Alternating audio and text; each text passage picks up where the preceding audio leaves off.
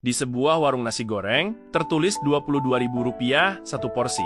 Seorang gadis kecil datang dan bertanya kepada pemilik warung, "Bisa dikasih harga lebih murah tidak?" Pemilik bertanya kembali, "Kamu mau beli berapa?" Gadis itu menjawab, "Aku mau beli seharga Rp6,60." Pemilik kaget, buru-buru berkata, Baik, Paman kasih diskon untukmu, Rp22.000 dapat 2 porsi. Gadis kecil itu mengajukan syarat, Paman harus goreng setiap porsi satu persatu. Dan sebelum goreng semua ini selesai, tidak boleh jual ke orang lain. Pemilik warung setuju.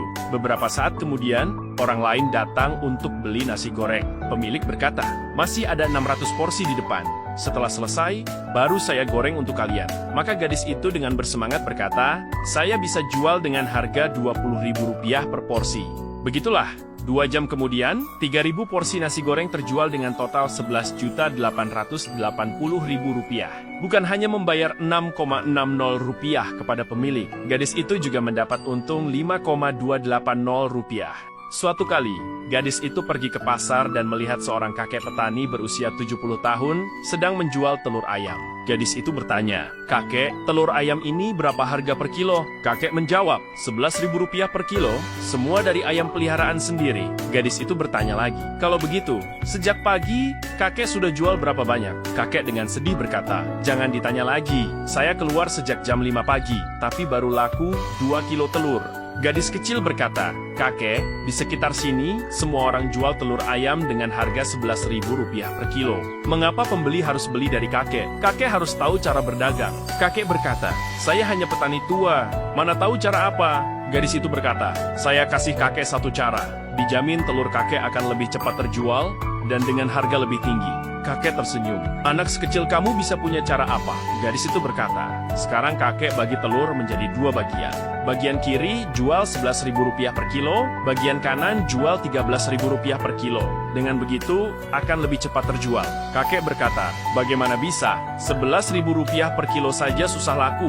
Apalagi Rp13.000, siapa yang mau beli?" Gadis itu berkata, "Kakek dengarkan saya saja. Kalau hari ini tidak laku semua, saya akan beli habis sisanya." Mendengar itu, kakek pun membagi telur menjadi 2 bagian. Satu bagian Rp11.000 per kilo, dan satu bagian Rp13.000 per kilo. Tak lama kemudian, 2 wanita hamil datang bertanya harga telur. Kakek berkata, "Sebelah kiri Rp11.000 per kilo, sebelah kanan Rp13.000 per kilo." Salah satu wanita hamil bertanya, "Saya lihat kedua jenis telur ini sama saja. Kenapa harganya berbeda?" Gadis kecil di samping berkata, "Telur di sebelah kanan adalah telur ayam kampung yang dilepas, makan rumput dan tanaman. Sedangkan telur di sebelah kiri adalah telur ayam ternak yang makan pakan industri. Untuk wanita hamil, tentu harus makan telur ayam kampung." Mendengar itu, kedua wanita hamil langsung membeli telur seharga Rp110.000. Beberapa saat kemudian, sepasang suami istri muda datang bertanya harga telur. Kakek berkata, "Sebelah kanan Rp13.000, sebelah kiri Rp11.000. Pasangan itu bertanya, "Kenapa harganya berbeda?" Kakek berkata, "Telur sebelah kanan ayam kampung, telur sebelah kiri ayam ternak." Pasangan itu langsung membeli telur dengan harga Rp13.000 per kilo. Tak lama kemudian, semua telur di sisi Rp13.000 terjual habis. Gadis itu berkata, "Kakek, sekarang bagi lagi sisa telur menjadi 2 bagian." 2 jam kemudian, semua telur kakek habis terjual. Kakek gembira berkata, "Kamu hebat sekali. Saya sudah jual telur bertahan-tahan, tapi tidak pernah terpikir cara ini. Apakah kamu pikir cerita ini sudah selesai? Hal yang lebih luar biasa masih ada di belakang." Gadis kecil ini punya seorang paman yang lama tidak bisa mendapatkan pacar. Maka gadis itu berkata, "Paman, besok di sekolah ada rapat orang tua murid. Paman ikutlah." Pamannya bertanya, "Ikut rapat orang tua? Untuk apa?" Gadis itu berkata, "Wali kelas saya sangat cantik, baru saja putus dengan pacarnya." Paman ikut rapat jam 5 sore, paman masuk terlambat 20 menit lalu bilang pada guru, "Saya adalah paman dari orang tuanya sibuk jadi tidak bisa datang." Dengan begitu akan meninggalkan kesan yang mendalam. Setelah rapat selesai, paman keluar lalu bertanya kepada guru, 20 menit pertama tadi bahas apa ya?" Dengan begitu, paman sudah punya kesempatan berbicara pribadi dengan guru. Alasannya sangat wajar. Setelah itu, paman tanya beberapa hal lagi, sehingga percakapan berlangsung sampai jam 7 malam. Lalu paman berkata, "Maaf, biar saya ajak ibu guru makan malam." Jika guru punya kesan baik pada paman, makan malam itu pasti berhasil.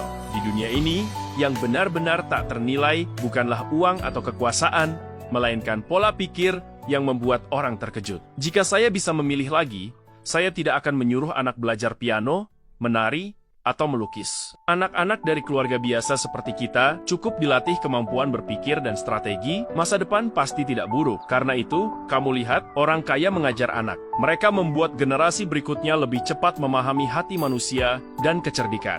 Hanya orang miskin yang mengajar anak dengan cara menyuruh mereka les tambahan setiap hari, ikut kursus bakat, belajar keterampilan khusus. Dunia masa depan yang bersaing bukan nilai ujian, tapi kecerdasan emosional dan kemampuan komunikasi. Jika ingin membesarkan anak yang cerdik, penuh siasat, dan pandai bersosialisasi, saya sarankan orang tua harus memberikan anak membaca komik ini sebelum usia 15 tahun. Sebab setelah membacanya, anak akan menjadi pintar sampai menakutkan. Cukup taruh di meja belajar, anak pasti diam-diam mengambil untuk membaca. Setelah selesai, anak akan tahu apa yang harus dilakukan saat dijahati orang lain. Saat bertengkar dengan teman, ia akan minta bantuan guru dan menyelesaikan masalah dengan efektif.